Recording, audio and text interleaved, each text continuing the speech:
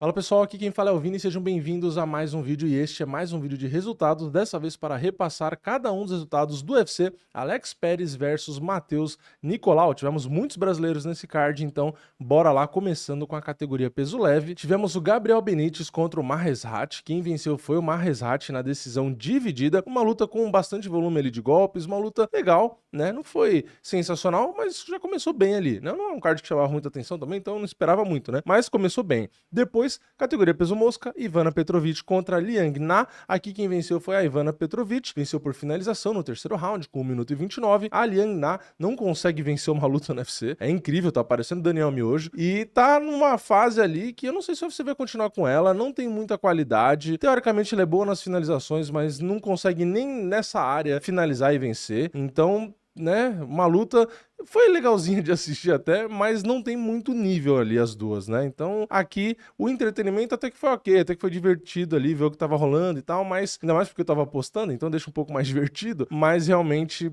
não tem muita qualidade ali, nenhuma das duas, pelo menos por enquanto, precisam evoluir bastante, né? Depois do peso leve, Chris Padilha contra o James Luntop, quem venceu foi o Padilha por finalização no primeiro round, com 4 minutos e 33, luta curta, mas foi boa, né? Ali uma finalização realmente surpreendendo, né? Ele era bastante azarão, quem me segue lá no Instagram viu algumas apostas que eu fiz, eu acertei muita coisa, eu nem sei como, né? Até falei, hoje eu tava, tem dia que você tá com azar pra tudo, você erra tudo que você faz, mas hoje tudo que eu tava escolhendo tava dando certo, ainda bem, né? E aqui foi uma delas, né? Eu arrisquei no Padilha, que pagava acho que mais de R$ 4 aí, e ele acabou vencendo, finalizando no primeiro round, surpreendeu, né? Pegou a luta ali com pouco tempo e tudo. O adversário era um adversário duro, mas o Padilha conseguiu, né, ir muito bem ali e conseguiu finalizar, então excelente vitória. Depois a gente teve na categoria peso palha feminino, peso palha é só feminino, né, categoria peso palha, Kathleen Souza contra a Mernick Mann. Quem venceu foi a Kathleen Souza por decisão unânime. A Mernick ali,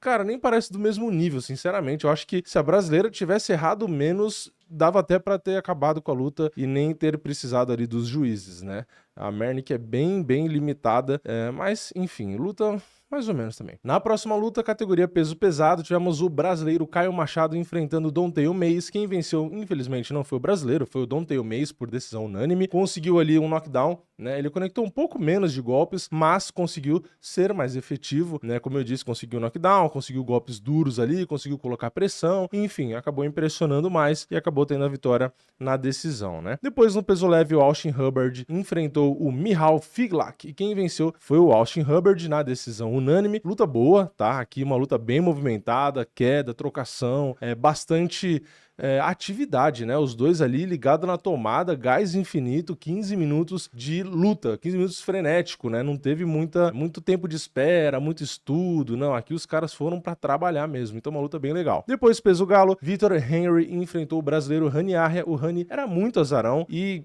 realmente era muito difícil de ganhar e não ganhou mesmo, né? O Vitor Henry venceu por nocaute no terceiro round com 2 minutos e 36, conseguiu 2 knockdowns, atingiu muitos golpes duros ali, um volume muito maior de golpes. O Rani começou até que bem, né? Tentando ali a luta agarrada, que é a parte onde ele consegue trabalhar bem e tal, buscando queda, mas realmente o Vitor Henry, ele não é só bom na trocação, ele também é bom na luta agarrada, né? É um cara chato de lutar, é um cara com muita qualidade. Então o Rani, mais uma vez, acabou aí tropeçando, mas como eu disse, né? Apesar da gente torcer por ele, era esperado, né? Não só por conta das bolsas, mas enfim, né? Quando a gente separa ali o coração do cérebro, a gente já meio que imaginava que não era uma luta muito boa pra ele. Depois, na categoria meio médio, Urus Magic enfrentando Tim Means. Urus Magic nocauteou no primeiro round com 2 minutos e 9 e ainda levou o bônus de performance, merecido na minha opinião. O Tim Means é um cara muito duro, é um cara bom, é um cara que aguenta muita porrada, é um cara que se a luta dura, ele vira a luta, inclusive, é um cara guerreiro, é um cara que eu gosto de assistir, inclusive, né, é um cara legal,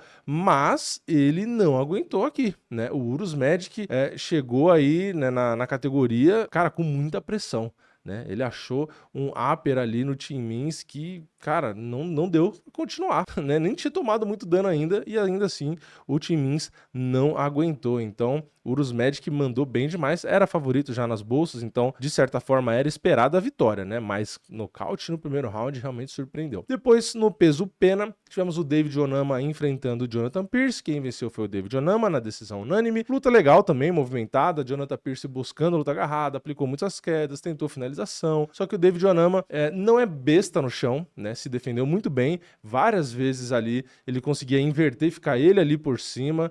Na trocação dava pra ver que ele era melhor, então meio que ficou uma briga ali, né? De estilos, né? A luta rola em pé ou luta no chão, né? Então, realmente o David Onama, pra mim, venceu, né? Foi melhor, porque assim, na trocação tinha uma diferença razoável, o David Onama era melhor mesmo. E na luta agarrada, o Jonathan Pearce é melhor, mas ele não conseguia capitalizar o suficiente. A diferença não era tão grande, né, quanto na trocação. Então, no final das contas, o Onama, na minha opinião, acabou sendo melhor mesmo. Depois, nos pesos pesados, tivemos mais um nome brasileiro, o Jonathan Diniz enfrentando o Austin Lane, e aqui o brasileiro venceu por nocaute no segundo round, com 2 minutos e 12, mais um nome do kickboxing, né, mais um nome aí da trocação. Ele conseguiu conectar um pouquinho mais de golpes, conseguiu um knockdown, né, e aí conseguiu também o nocaute. O primeiro round foi complicado, né? Como ele é um trocador muito bom, o Austin Lane foi com o plano correto, derrubou, controlou, ficou ali enchendo o saco e conseguiu vencer o round. Só que o Jonathan, no segundo round, como ele ainda tinha gás, estava bem e é muito bom na trocação, o Austin Lane já estava morto. Aí o Austin Lane não conseguiu continuar o jogo, porque é o que eu falei em vídeo recente aqui, não adianta você ter o jogo de wrestling, das quedas, que nem é muito o caso do Austin Lane, só tô dando exemplo, né? Não adianta você ter esse jogo se você não tem condições físicas, você não tem cardio para manter esse ritmo. Então o Austin Lane, ele conseguiu realmente no primeiro round fazer a estratégia e ganhar bem o round. Só que acabou o combustível. E aí? E o segundo e o terceiro round? Faz o quê? Aí ele acabou sendo nocauteado. Então não adianta você ter um plano de jogo que você não tem condições físicas de executar. No papel, se você tivesse condição, você realmente até venceria a luta, né? Mas e na hora? E o pulmão que faltou, né? Aí complicou. Depois, eu não sei se eu falei, mas o Jonathan ganhou o bônus de performance merecido, né? Merecido aí 50 mil doleta. Na próxima luta, categoria peso mosca feminino, tivemos a Karine Silva brasileira enfrentando a também brasileira Ariane da Silva agora, né? Que era Ariane Lipski. Eu prefiro Ariane Lipski porque tem um monte de Silva já, né? Aí ficou da Silva versus Silva. Porra, pra que complicar, né? Deixa a Ariane Lipski mesmo. Tudo bem, se casou e mudou o nome, beleza, mas deixa o UFC botar o Lipski, porque, porra, vai ser Silva versus Silva 200 mil vezes, porque tem um monte de Silva. Mas, enfim, é só um comentário besta mesmo do que eu acho, não vale de nada. Era só porque eu queria falar isso. A gente teve aí a Karine vencendo na decisão unânime. Ela conectou bem menos golpes, tá? Nas estatísticas é bem visível isso, mas a gente tem uma quantidade de quedas, um tempo de domínio muito maior, né? Então a Karine conseguiu pôr, né, o jogo dela, no final das contas. Ela trocava ali e tal, mas tomou golpes perigosos. A Ariane foi bem agressiva, principalmente no final da luta, mas a Karine fez o jogo dela, dessa vez passando, né, do primeiro round, porque das outras vezes ela tava acabando com a luta rápido, e conseguiu impor mesmo ali mais pro final da luta, né? Conseguiu grudar de novo, derrubar e fazer o jogo dela. Então, ela não é, na minha opinião, uma lutadora unidimensional, mas dá pra ver que o melhor dela é a luta agarrada. Então, ela se vira no resto ali, mas o melhor dela é a luta agarrada. Mostrou ali um certo cansaço, talvez, no final da luta, e eu vi muita gente comentando, né, precisa evoluir isso e tal. Ela é muito boa, mas o gás ali, né, pra quem tava mais torcendo por ela ou apostado nela, ficou um pouco com medo, né, porque ela deu uma desgastada ali no final, inclusive no momento que a Ariane veio pra cima, porque o corner dela tinha falado pra ela que ela precisava nocautear, né? Então deu um susto ali, mas ainda assim a Karine conseguiu impor o jogo dela de novo, né? E venceu bem. Então, uma luta bem interessante, né? Gostei da luta, como já era esperado, falei no vídeo de pré-evento, né? Pra mim era uma das lutas mais legais aqui e foi realmente muito boa. A Ariane Lipski, ou Ariane da Silva, né? Conseguiu oferecer uma boa resistência, mas como esperado pelas bolsas já, né? E pra mim também, acredito que para alguns de vocês, a Karine conseguiu ser superior, mas a Ariane não foi tão fácil quanto as outras adversárias que a Karine enfrentou, né? A Karine teve bastante dificuldade em relação às outras lutas que foram relativamente bem mais fáceis. Na próxima luta e penúltima da noite, categoria meio pesado, tivemos o Bogdan Guskov enfrentando o Ryan Spann. Ryan Spann era favorito e foi derrotado. Foi nocauteado no segundo round com 3 minutos e 16. O Bogdan Guskov ganhou aí o bônus de performance, merecido também também, na minha opinião, o Ryan Spann é um cara que ele começa bem, ele tava ganhando a luta, ele tava fazendo tudo certo, mas o cara não consegue acabar com a luta, né? O Carlão até comentou isso, o Carlão Barreto na transmissão, né? O Ryan Spann tem a chance de nocautear, não nocauteia, tem a chance de finalizar, não finaliza, e aí no final das contas é igual no futebol, quem não faz, toma. Então o Guskov conseguiu ali, depois de passar alguns apertos, achar os melhores golpes, os golpes fortes ali, e conseguiu nocaute, né? Então o Ryan Spann, coitado, bateu na trave em mais uma luta e acabou perdendo. E depois, na luta principal, Alex Perez contra o brasileiro Matheus Nicolau. Quem venceu por nocaute no segundo round foi o azarão Alex Perez. Pois é, o Alex nocauteou no segundo round com 2 minutos e 16 e também ganhou bônus de performance. Então, tivemos 4 bônus de performance, né? O Alex Perez nocauteando ganhou bônus de performance, o Guskov nocauteando ganhou bônus de performance, o Jonathan Diniz nocauteou ganhou bônus de performance e o Urus Magic nocauteou e também ganhou bônus de performance, né? Então, 4 bônus aí, dava até pra ter tido mais, né? O Victor Henry talvez até merecesse, também foi um nocaute, enfim, teve finalização, mas 4 bônus aí até que tá bom, né? Um card menor assim, o UFC abrir a carteira aí já é um pouco diferenciado, então, né, foi legal. Enfim, falando da luta principal, você vê como eu tava torcendo pro Matheus e não queria nem falar muito da luta, né? Mas tem que falar, né? Inclusive tá a imagem ali do fatídico momento onde o Matheus acabou tomando um golpe de direita, né? O que aconteceu? Eu falei muitas vezes aqui no vídeo de pré-evento, né? O Alex Perez é um cara muito duro, muito perigoso. Só que a fase dele não era boa. Só que se você olha o cartel dele, os caras que ele perdeu, eu falei disso no podcast lá do MMA Roxo, ele só perdeu pra nome absurdo. Pra Davidson, pra Pantoja, etc. Então, era uma luta perigosa, mas como a fase não ajuda, eu botava mais fé no Matheus, né? Até falei aqui, falei, bom, acho que o Matheus mais completo, a fase tá melhor, teve um tropecinho ali e tal, mas, pô, tá numa fase melhor. O Alex Perez tá perdendo, ele perde, para, e não sei o quê, meio desanimado, enfim, eu comentei isso, né? Falei, qual Alex Perez que a gente vai ver? É um cara motivado ou não? E deu pra ver que ele pegou a luta mais ou menos em cima e tava realmente motivado, né? Porque o olhar ali antes da luta, né? Você vê o jeito que ele tava empolgado, depois que terminou, ele tava ali, né, com sangue no olho, com adrenalina, então